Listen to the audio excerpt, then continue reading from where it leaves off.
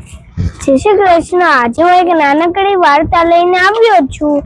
જો તમને આ વાર્તા ગમી હોય તો તમે બીજાને મોકલજો અને તમારા બાળકોને દેખાડજો। એક સરસ મજાનું ગામ હતું। એમાં એક સરસ મજાની સ્કૂલ હતી। એમાં રોજ વિદ્યાર્થીઓ હોંશે હોંશે ભણવા આવતા હતા। એ શાળાના શિક્ષકો પણ તેમને ખૂબ સરસ રીતે ભણાવતા હતા। એકવાર એક શિક્ષકે પોતાના વર્ગમાં બધા વિદ્યાર્થીને કામ આપ્યું।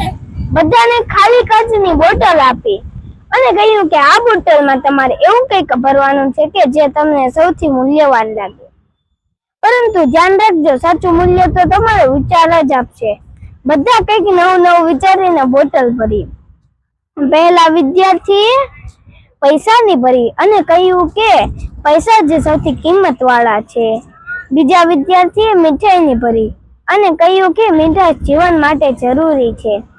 ત્રીજા વિદ્યાર્થીએ રંગબેરંગી પાણીની ભરી અને કહ્યું કે આપણી જિંદગી રંગીન જ હોવી જોઈએ। ચોથા વિદ્યાર્થીએ ફૂલોની ભરી અને કહ્યું કે સુંદરતા એ જ જીવન છે।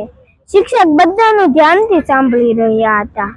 પછી એક છેલ્લો શાંત અને ગંભીર વિદ્યાર્થી ઊભો થયો। તેણે બોટલ ખાલી જ રાખી। તેને બોટલ પર એક નાનકડો કાગળ ચોંટાડી દીધો। તેના પર લખેલું હતું કે આ બોટલ ખાલી નથી, આ બોટલમાં તો સંભાવનાઓ છે। એટલે શિક્ષકને થયું, સંભાવનાઓ એટલે શું વળી? શિક્ષકે આશ્ચર્યથી પૂછ્યું, સંભાવનાઓ એટલે શું? છોકરાએ નમ્રતાથી જવાબ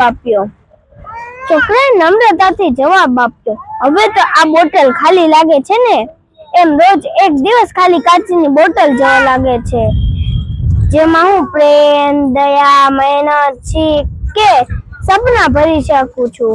આજે હું શું ભરું એ મારી પસંદગી, બસ એ જ સંભાવનાઓ છે। શિક્ષક ખૂબ ખુશ થયા અને ક્લાસમાં ઊભા થઈને તાળીઓ પાડવા લાગ્યા।